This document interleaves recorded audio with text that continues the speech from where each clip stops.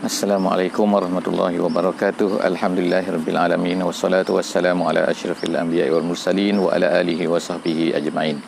Alhamdulillah, bersyukur pada Allah Subhanahu wa taala sekali lagi kita pada pagi ini dapat bersama-sama dalam sesi tadabbur Al-Quran harian.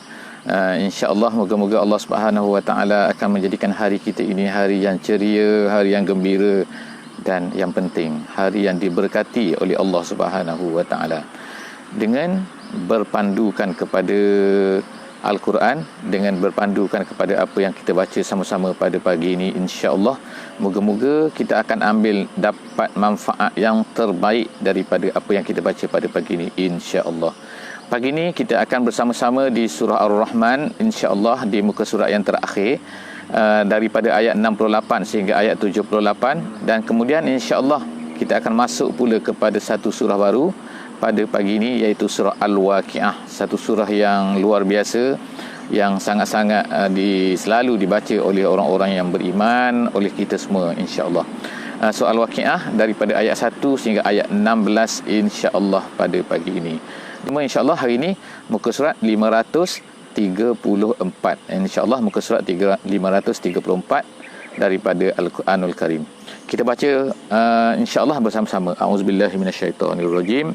Bismillahirrahmanirrahim. Fihima fakihatun wa nakhlun wa rumman. Fabi ayyi ala'i rabbikuma tukazziban. Fihinna khairatun hisan. Fabi ayyi ala'i rabbikuma tukazziban. Hurun maqsuratun fil khiyam. Sadaqallahul azim. Jadi alhamdulillah, itu adalah beberapa ayat yang sempat kita baca pada pagi ini.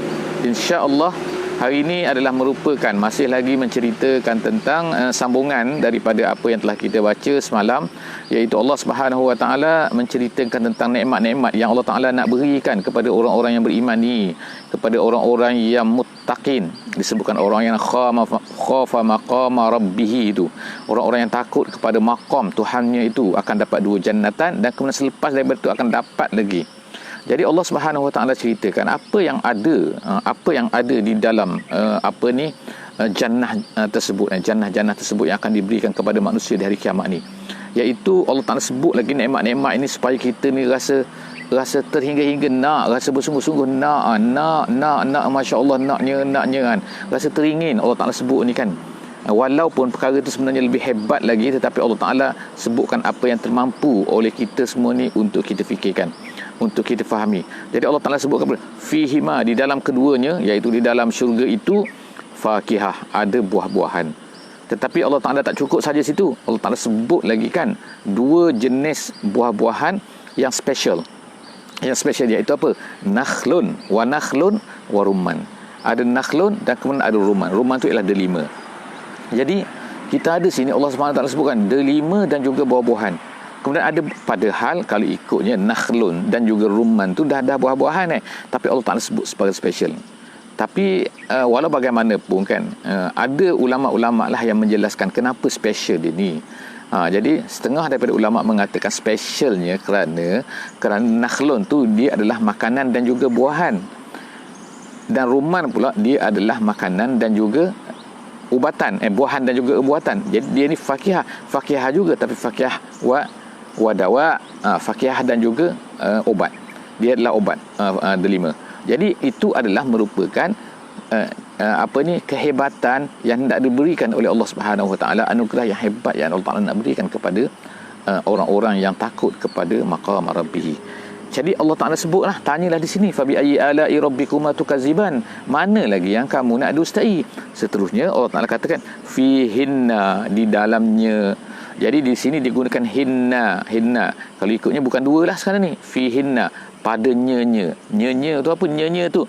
Jadi ulama-ulama tafsir sebut fihinna ni sebab sebelum daripada ni telah disebutkan 2 syurga.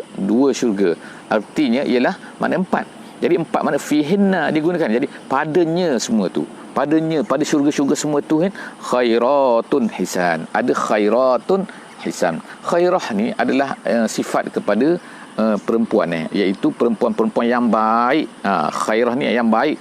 Lawan kepadanya ialah syarrah, iaitu jahat. Jadi khairah wa syarrah. Setengah ulama katakan. Ada yang baca dengan khayyarah gitu kan. Jadi kita ni, kita baca, bacaan biasa kita ialah khairatun, iaitu perempuan yang baik. Kemudian tu hisan, yang baik lagi. Jadi baik dan baiklah, baik dan indah, baik dan apa itu kan. Itu adalah ungkapan bahasa lah kan yang kita boleh gunakan. Kemudian seterusnya Allah Ta'ala kata fabi ayyi ala'i rabbikuma tukadziban.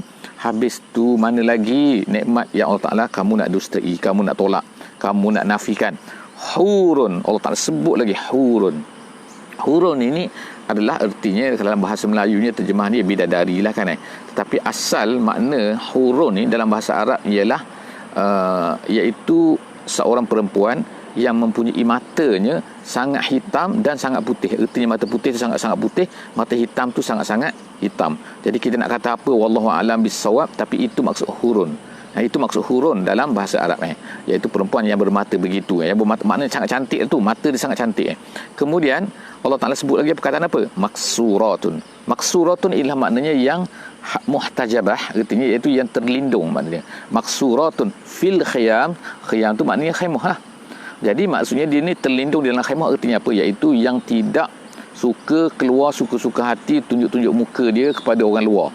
Itu maknanya ialah asal perkataan maksuratun fil khiyam, ialah seorang yang hanya duduk untuk suami dia saja dan dia keluarkan keperluan lah. Kalau perlu tu keluarlah kan. Tapi kalau dia ada keperluan, dia tak suka keluar. Itu adalah perempuan yang memang apabila dia kahwin maka untuk suaminya sahaja. Itu maksuratun fil khiyam. Jadi kemudian tu Allah Ta'ala sebut, jadi itu sifat. Sifat tu nak menggambarkan sifat apa? Sifat iaitu yang Allah Ta'ala sebut selepas daripada itu lagi kan. Iaitu apa? Dalam ayat yang ke-74, iaitu lam yatmishunna insun qablahum walajan. Yang tidak yatmishun, kita dah explain kemarin sebelum daripada ni, dalam sesi sebelum daripada ni kan, apa maksud yatmishunna. Yatmishunna bukan makna tak sentuh-sentuh biasa, bukan tapi lebih daripada sentuh lagi. Makna tidak ada manusia sebelum daripadanya dan tidak ada jin sebelum daripadanya yang menyentuh perempuan tu. Kita terjemah menyentuh lah kan Kemudian fabi ayyi ala'i rabbikuma tukadziban. Kemudian ayat seterusnya muttaqiina ala rafrafin. Ini sifat lagi kan, gambaran yang indah yang Allah SWT sebut, iaitu orang-orang ini mereka yang muttaqin. Sebelum ni dah sebutlah ada muttaqin, tapi ini sebut lagi muttaqin, tapi muttaqin dalam bentuk yang lain pula kan. Muttaqin ala apa? Ala rafraf. Rafraf ni maknanya satu tempat yang tinggi, yang ditinggikan ala rafrafin, kemudian yang ditinggikan, khudrin, hijau, kemudian wa abqari. Wa abqari ni adalah satu hamparan yang hisan, yang cantik. Jadi maknanya sini kita nak katakan hamparan dia cantik, tempat dia hampar tu tempat mana kita nak kata cadar, kita nak kata wallahu alam bisawab, tapi maknanya dia warna hijau, maknanya indah lah, satu benda yang kita nak imagine satu benda yang sangat-sangat indah yang Allah Subhanahu Wa Taala berikan kepada orang-orang yang masuk dalam syurga ni. Kemudian fabi ayyi ala'i rabbikuma tukadziban, dan terakhirnya dalam surah Ar-Rahman ni Allah Taala kata tabaraka ismu rabbika zil jalali wal ikram. Maha suci nama Tuhan engkau yang mempunyai jalal dan juga ikram, yang mempunyai kemegahan, kehebatan, kemuliaan dan sebagainya lah. Terjemahan-terjemahan tu al-jalal, kehebatan, ketinggian, dan ikram, kemuliaan. Jadi semua tu adalah merupakan pemberian Allah, yang mana Allah tu bersifat macam ni, maha suci Allah. Jadi kalau orang kafir tu kan maha tinggi Allah, kalau orang kafir mengatakan kepada Allah ni kan satu benda yang merendahkan Allah, yang mengatakan Allah ni macam makhluk ke, Allah Ta'ala ni macam ni. Tabarakallah, maha suci Allah, subhanallah. Tabarakallah, makna tabarakallah ialah maha hebat Allah Subhanahu Wa Ta'ala, yang mempunyai yang mana mempunyai sifat-sifat yang sangat-sangat indah, yang sebagaimana kita tahu. Jadi alhamdulillah kita telah menambati surah Ar-Rahman, dan alhamdulillah kita tengok sebagai kesimpulannya, kita tengok dalam surah Ar-Rahman ni ialah dikatakan surah ini adalah surah Ar-Rahmah. Surah Ar-Rahmah iaitu surah Al-In'am, surah di mana Allah Ta'ala menyebutkan balasan-balasan yang baik, balasan-balasan dan juga nikmat-nikmat yang diberikan di dunia, yang pertama. Dan kemudian yang kedua, Allah Ta'ala sebutkan juga balasan-balasan kepada orang-orang yang engkar, orang-orang maksiat, orang-orang mujrim di akhirat. Dan kemudian Allah Ta'ala sebutkan juga selepas daripada itu ialah nikmat-nikmat yang Allah Ta'ala nak berikan kepada orang-orang yang khafa maqama rabbih, iaitu orang-orang yang takut kepada Allah Subhanahu Wa Ta'ala di dunia dan apatah lagi lah di akhirat dia akan berjumpa dengan Allah Subhanahu Wa Taala dan mendapat semua perkara itu. Jadi semua ini adalah surah nikmat yang diberikan oleh Ar-Rahman kepada kita semua. Masya-Allah. Jadi Allah Taala tanyalah kan, apa lagi berulang kali di dalam surah ini. Alhamdulillah, kita masuk kepada surah yang baru insya-Allah, iaitu surah Al-Waqiah. Al-Waqiah. Jadi surah Al-Waqiah ini adalah merupakan salah satu daripada nama hari kiamat Allah Subhanahu Wa Taala banyak menyebutkan tentang nama hari kiamat ni. Ada namanya ialah Al-Qari'ah, ada nama dia Al-Qiyamah, ada Yaumul Akhirah, ada nama macam-macam Al-Haqqah dan juga macam-macam lagi. Dan nama-nama ni, setiap daripada nama-nama Al-Quran ini, nama-nama hari kiamat ini adalah merupakan nama-nama yang memberi makna kepada keyakinan, yang meyakinkan, iaitu nak memberitahu sifat-sifat hari kiamat ini. Sebagai contohnya Al-Waqiah yang akan kita baca pada pagi ini. Al-Waqiah ni maknanya daripada waqa'a, iaitu yang berlaku. Jadi bila Al-Waqiah ialah suatu yang berlaku, sesuatu yang berlaku. Jadi maksud yang berlaku ialah maknanya jagalah dia akan berlaku. Itu jadi kan, itu kefahaman yang Allah Subhanahu Wa Taala nak tanamkan kepada orang-orang yang beriman. Orang-orang yang tak kafir tu, biar mereka dengar kan, mereka tahu kan bahawa sebenarnya ialah benda tu ialah begini dan beginilah yang berlaku kan. Jadi seterusnya Allah Subhanahu Wa Taala sekarang ni akan menceritakan apakah yang akan berlaku pada hari tersebut. Bila berlakunya tu, jadi kita tengokkan dalam Al-Quran, Allah Subhanahu Wa Taala, terutama ayat-ayat Makki kan, Allah Taala banyak menekankan tentang hari kiamat ni. Hari kiamat ni pasti berlaku. Hari kiamat ni akan berlakunya macam ni. Hari belakang. Jadi semua tu untuk menjadi kita nak kata bahan ataupun meyakinkan kepada orang beriman, dia akan bertambah yakin bahawa ianya pasti akan berlaku. Sifat-sifatnya Allah Taala ceritakan begini berlaku dan seterusnya. Bagi orang-orang yang kafir, Allah Taala nak bagi ancaman lah kepada dia, bahawa kalau dia tidak mau beriman dan terus menentang Nabi SAW, maka dia akan menghadapilah suasana-suasana yang begini. Jadi Allah Subhanahu Wa Taala sebut sini, insya-Allah hari ini kita akan tengok kan surah Al-Waqiah, iaitu surah yang menceritakan tentang apa yang akan berlaku di hari kiamat nanti. Jadi seterusnya kita akan baca insya-Allah, iaitu Bismillahirrahmanirrahim. Iza waqa'atil waqi'ah. Iza waqa'atil waqi'ah. Apabila berlakulah al-waqi'ah. Apabila berlaku hari kiamat. Jadi apa yang berlaku? Apa yang akan terjadi apabila yang berlakunya hari kiamat ni? Jadi Allah Taala sebut selepas tu, laisa liwaqa'atiha kazibah. Laisa liwaqa'atiha kazibah. Tidak adalah liwaqa'atiha, bagi berlakunya itu kazibah. Kazibah ni dusta. Jadi bila dia katakan tu dusta tu, iaitu Allah banyakkan tafsir mengatakan bahawa kazibah sini ialah pada hari kiamat. Bila ianya berlaku tu, maka manusia tak akan boleh tolak lagi kan. Bila dah nampak depan mata tu kazibah, nak kazib lagi. Sekarang bolehlah dia kata yukazibu bihi, yukazibu kan. Mereka ni takzibkan Nabi, mereka kata Nabi ni penipu, mengatakan hari kiamat ni tak ada, mereka kata kebangkitan ni tak ada. Itu kepercayaan yang ada dalam manusia lah, sampai sekarang pun ada kan. Kita ni kan dimomok-momokkan lah, ditiup-tiupkan dengan perkara-perkara ni kan, dimasukkan dalam kepala kita kan, didoktrinkan oleh manusia-manusia ni secara langsung ataupun secara tidak langsung, di dalam surat khabar ke, dalam video ke, dalam apa ke, kiamat ni hanyalah satu ni yang tak, mereka tak katalah direct kan, tetapi manusia sebenarnya menggambarkan benda tu dalam macam-macam bentuk. Jadi Allah Subhanahu Wa Taala sebut sini, bila berlakunya hari kiamat ni, nanti kamu tahulah, tak ada lagi yang orang akan mengatakan bahawa ini adalah bohong. Laisa liwaqa'atiha kazibah. Tak ada lagi orang nak katakan dia tu bohong. Khafidatun rafi'ah. Pada hari kiamat ini ada khafidah, dia akan rafi'ah. Kiamat ni dia akan apa? Dia akan khafidah. Khafidah ni menurunkan. Khafidah ni maknanya menjatuhkan. Dan rafi'ah tu maknanya menaikkan. Jadi apa maksud menjatuhkan dan menaikkan? Ada dua pendapat ulama tafsir di sini. Yang pertamanya mengatakan iaitu orang-orang yang beriman akan diangkatkan, akan dirafi'ahkan. Dan orang-orang yang musyrik, orang-orang yang mujrim, orang-orang yang fasik, orang-orang yang menentang Allah Subhanahu Wa Taala, mereka ni akan dikhafidahkan, akan dijatuhkan. Jadi pada hari tersebut dia akan menjatuhkan sebahagian daripada manusia dan dia akan menaikkan sebahagian daripada manusia. Ada orang ni yang baik, maka dia akan dinaikkan oleh Allah Taala. Maknanya hari itu bukan hari apa, tapi hari ini hari menjatuhkan dan juga hari menaikkan. Kalau dunia ni kan adalah kita katakan menjatuh menaikkan, tapi dapat nombor tak dapat nombor kalau pertandingan. Tapi kalau di hari akhirat ni, dia adalah hari untuk menjatuhkan orang-orang yang jahat tu, supaya mereka tahu bahawa mereka ni jahat dan mereka akan mendapat balasan dia.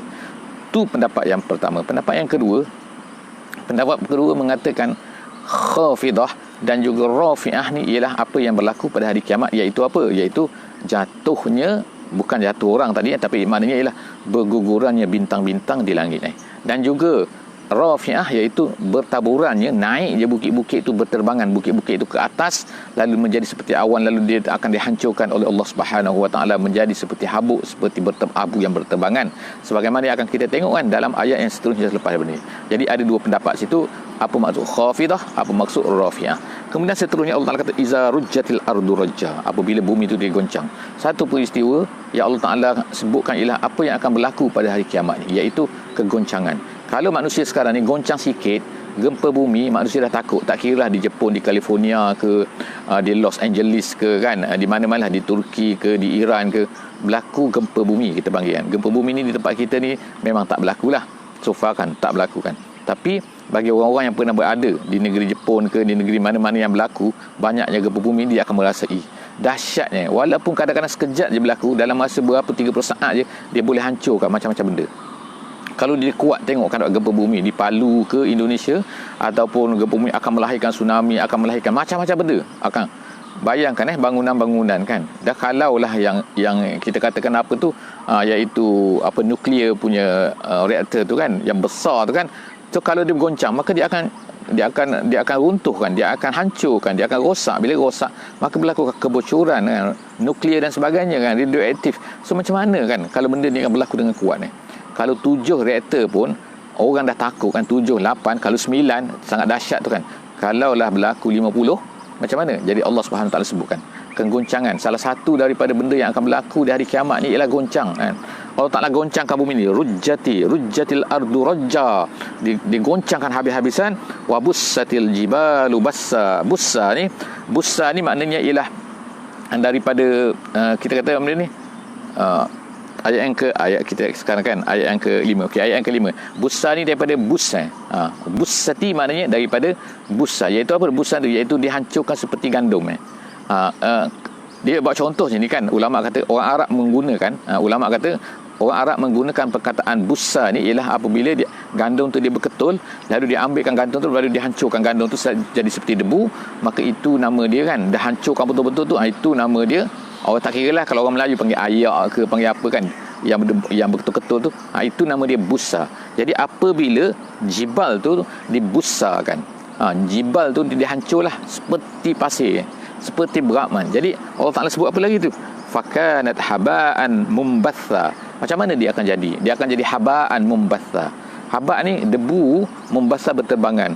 Jadi ulama' kata Arab menggunakan haba'an mumbatha ni ialah seperti contohnya bila kita tengok dalam gelap kan, kita gelap, kemudian ada cahaya matahari masuk melalui apa ni, window, tingkap, kemudian kita akan tengok kan, kita akan tengok nampak debu yang berterbangan tu kan.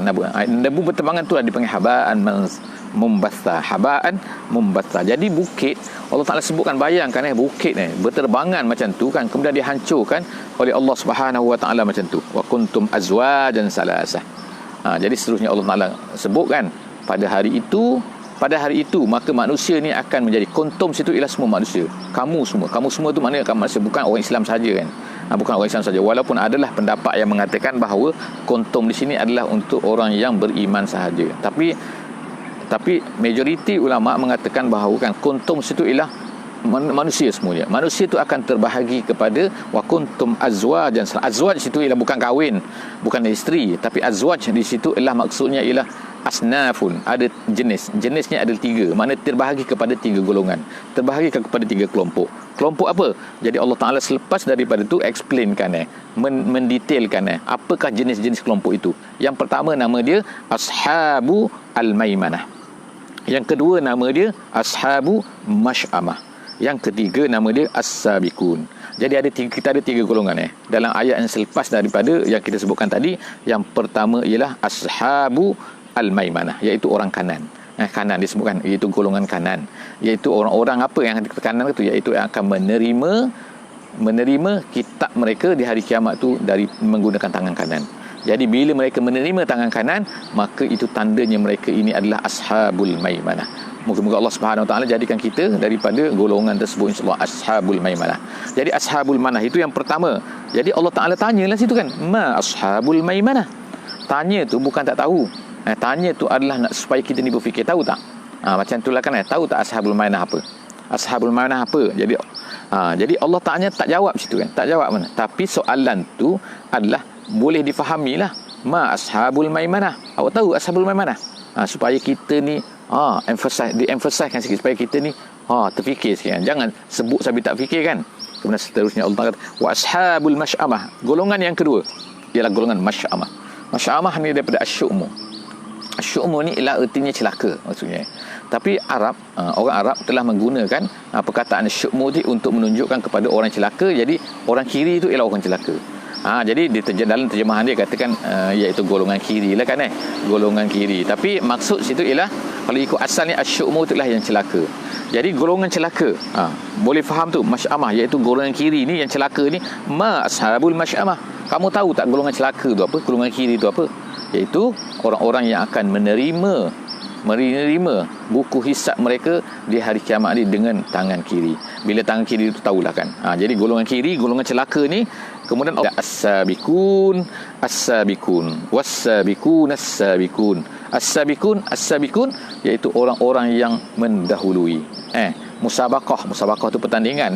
Jadi kalau as-sabiqun tu ialah orang yang mendahului, orang yang awal-awal, orang yang ke depan, orang yang mula-mula, orang yang itu orang-orang yang ke depan lah. Kalau dia berlomba tu dia mula-mula, dia yang paling depan. Jadi as-sabiqun. Jadi sabiqun ni golongan yang ketiga, iaitu orang-orang yang maju ke depan, yang mereka ni golongan kanan tapi mereka ni ke depan lagi. Jadi kita tengokkan di kalangan orang Islam kan, sebagai contohnya kan, dalam peperangan Tabuk kan, bila Nabi menawarkan, sebab peperangan Tabuk ni peperangan yang susah, yang sukar kan, musim panas buah pun baru nak berbuah kan, baru nak masak ranum, perjalanannya jauh kan, musim panas, perjalanannya 700 km. Bayangkan 700 km nak menghadapi pula siapa? Tentera Rom, tentera paling besar dalam dunia pada masa itu. Jadi Nabi SAW berkata kan, siapakah yang nak menderma, siapakah yang nak menginfak dan sebagainya. Kata Uthman bin Affan, yang kaya lah kan, Uthman berkata apa? Dia kata, aku dermakan, aku infakkan 100 ekor unta untuk perjalanan ini, untuk peperangan ini, untuk Tabuk ni kan. Jadi Nabi SAW tawarkan terus dia as-sabiqun. Jadi sebab itulah kita kata as-sabiqun ni, golongan sabiqun ni orang yang mendahului. Dia takut orang lain dahulukan dia, mendahului dia, lebih depan daripada dia. Jadi dia apa? 100 ekor unta dengan muatannya sekali. Bukan 1 ekor unta kosong, tak, dengan muatan-muatannya sekali. Tu. Kemudian Nabi tanya lagi, dia pula lepas daripada tu 100 lagi. Nabi tanya dia pula lagi lepas tu. Mana tak sempat orang lain, dia dah mendahului kan. Sehingga dikatakan oleh setengah ulama sampailah kepada 900. Makna 9 kali. 9 kali dia kan mendahului orang lain. Jadi sebab itulah as-sabiqun ni ialah golongan-golongan hebat macam ni. Golongan seperti Uthman, golongan, sehingga Nabi SAW kata, Nabi berdoa kepada dia kan, tak ada apa lagi yang akan boleh menghalang ma darra Uthman, kalau apa-apa lagi tak akan memberi mudarat lagi, apa-apa lagi yang Uthman buat selepas daripada ni. Allah Ta'ala puji kan, dan kemudian Allah Ta'ala doakan dia pada Uthman. Kemudian selepas daripada itu sahabat-sahabat lain berebut-rebut. Jadi kita ni kan menjadi orang-orang as-sabiqun, insya-Allah kan. As-sabiqun, jadi itu kata as-sabiqun, dia bukan orang-orang maimanah biasa kan, dia adalah as-sabiqun, awas-sabiqun as-sabiqun ulaikal muqarrabun. Mereka itulah nanti di hari akhirat nanti mereka akan jadi muqarrabun. Muqarrabun ni artinya apa? Iaitu orang-orang yang dekat-dekat lah. Kita sekarang ni kalau orang besar, kalau kita boleh duduk dekat boleh dekat kan, wah, ada majlis kita tepi tu kan, tepi mana kan, tepi raja ke, tepi sultan ke, tepi presiden ke, tepi apa kan, wah, hebat lah kan, makna kedudukan yang istimewa. Jadi Allah Subhanahu Wa Taala sebutkan mereka inilah muqarrabun, orang yang akan dapat mendekatkan diri bersama-sama dengan, akan berada bersama dengan Allah Subhanahu Wa Taala kan, mendekat dengan Allah Subhanahu Wa Taala. Tapi maksudnya di sini bukan Allah Taala bertempat jangan salah faham tu fi jannatin na'im, dia berada, mereka ini berada di syurga na'im, sullatum minal awwalin. Tapi Allah Taala kata sini dalam ayat yang ke-13 ayat ke-13, sullatun ni maksudnya ialah jama'atun katsirah minan nas, maksudnya asalnya kan, iaitu satu kumpulan yang ramai daripada manusia. Maknanya banyaklah banyak dan juga ramai. Jadi Allah Taala kata sini sullatun minal awwalin, wa qalilun minal akhirin. Minal akhirin. Jadi ada dua sini kan. Sullatun banyak daripada orang-orang yang dahulu, dan kemudian tapi sikit saja daripada orang-orang yang kemudian. Apa maksud sini? Ada dua pendapat di sini. Pendapat yang pertama yang mengatakan bahawa banyaknya orang terdahulu ni ialah apa? Iaitu orang-orang yang sebelum daripada Nabi Muhammad sallallahu alaihi wasallam, iaitu umat-umat yang telah bersama-sama dengan nabi-nabi yang terdahulu, dengan Nabi Adam, dengan Nabi Nuh, dengan Nabi Hud, dengan Nabi Saleh, dengan Nabi Ibrahim, dengan Nabi Musa, dan so mereka ni banyak, dihimpun-himpunkan mereka ni banyak kan. Sullatun, ramai mereka ni kan daripada umat-umat yang terdahulu, umat-umat yang mengikut nabi-nabi, yang bersama-sama dengan nabi, yang berperang dengan nabi, yang berusaha dengan nabi, yang berdakwah dengan nabi. Jadi sullatun minal awwalin. Mereka ni kan daripada dulu ramai dah ni. Kemudian Allah Taala wa qalilum minal akhirin. Dan ada sedikit lagi yang ni. Jadi kita insya-Allah moga-moga masuklah dalam umat Nabi Muhammad SAW yang sedikit ni kan. Allah kata sedikit kan kalau nak bandingkan dengan yang sebelum kan. Tapi ada juga pendapat yang kedua. Itu pendapat yang pertama Pendapat yang kedua mengatakan bahawa ayat ini adalah khusus untuk orang-orang yang umat Nabi Muhammad sallallahu alaihi wasallam. Jadi bila dia kata sullatun ni maknanya ialah banyak. Banyak ni ialah apa? Daripada golongan yang terdahulu, iaitu daripada sahabat-sahabat, daripada kalangan-kalangan orang-orang awal Islam. Jadi sullatun minal awwalin, yang awal tu dah ramai dah. Wa qalilun minal akhirin, yang hujung-hujung ni kan, kita ni nak kata kita ni berada di hujung-hujung berada di hujung-hujung pengikut Nabi Muhammad yang akhir-akhir ni, itu kita wa qalilun minal akhirin. Moga-moga Allah Subhanahu Wa Taala masukkan kita dalam golongan inilah insya-Allah. Ala sururim maudunah, ayat ke-15. Mereka semua ni Allah Taala sebutkan nikmat mereka, bahawa mereka ni akan mendapat apa? Berada di atas surur. Surur ni ialah jamak, perkataan jamak plural kepada sarirun. Sarirun mana katil. Jadi bila kata ala sururin, mereka ni berada di atas katil-katil maudunah. Maudunah artinya ialah mansujah bizahab. Mansujah ni maknanya yang dikaitkan, yang disulami, yang itu kan maknanya kan. Maknanya dia punya tempat duduk tu kan, katilnya tu, dia punya apa ni, kita nak kata apa kan, cadarnya tu ialah daripada yang disulam dengan sulam emas. Masya Allah, nak cerita kehebatan jadi bukan nak ceritakan boleh kita menggunakan emas untuk menyulam ini nak cerita pada hari kiamat Allah Taala akan berikan kepada orang-orang yang beriman macam tu. Muttaqiina 'alaiha mutaqabilin, dan kemudian mereka tu duduk di atas tu bertelekan. Kita sebut itu ittika. Ittika ni duduk berbaring, tapi berbaring dalam keadaan happy kan. Iaitu apa pula tu? Mereka berbaringan di atasnya mutaqabilin, berdepan-depan. Maksudnya duduk depan-depan lah kan. Kalau kita duduk belakang-belakang, kita apa-apa pun kita naik meja bulat kan. Kalau makan naik meja bulat, supaya apa? Kita boleh duduk berdepan-depan kan. Kalau semua orang pandang ke TV tapi sambil makan, itu menunjukkan bahawa tak herau antara satu sama lain kan. Kalau kita naik kereta api pun, kereta api yang boleh pusing tu kan, tahu kan ada kereta api yang boleh pusing kerusi tu kan. Kita nak pusing sebab kalau kita ni bersama-sama satu family yang kita nak mengadap. Bila mengadap ni maknanya apa? Happy, gembira, maknanya tak membelakangi lah di antara satu sama lain. Jadi Allah Ta'ala sebutkan itulah keadaan orang-orang yang beriman pada hari kiamat, keadaan mereka mutaqabilin. Jadi setakat tu sajalah insya-Allah hari ini muka surat 534 insya-Allah dan jangan lupa insya-Allah untuk share dengan kawan-kawan semua, dengan siapa saja. Kalau you orang ada grup share dengan grup-grup yang lain kan, beri link kepada kawan-kawan lain supaya mereka dapat manfaatkan daripada sesi kita ni insya-Allah kan. Tak kena bayar, tak kena apa kan, you orang hanya tekan saja, hantar link kepada semua kawan-kawan yang ada dalam grup-grup, siapa-siapa grup-grup mana pun hantar saja kan, tak kisah kan? Sebab kita semua ni adalah untuk semua orang. InsyaAllah Quran adalah untuk semua orang, Quran adalah untuk kita semua, supaya kita semua dapat manfaatkan. Yang faham bahasa Melayu lah, yang tak faham bahasa Melayu boleh jugalah kalau nak saya bawakan. Wallahu a'lam bissawab. Aku qauli hadza wa astaghfirullahal azim li wa lakum. Jumpa lagi insya-Allah di esok hari di muka surat 535 insya-Allah. Bismillahirrahmanirrahim. Wal 'asri innal insana lafi khusr illa allazina amanu wa 'amilus solihat wa tawassaw bil haqqi wa tawassaw bis sabr. Assalamualaikum warahmatullahi wabarakatuh.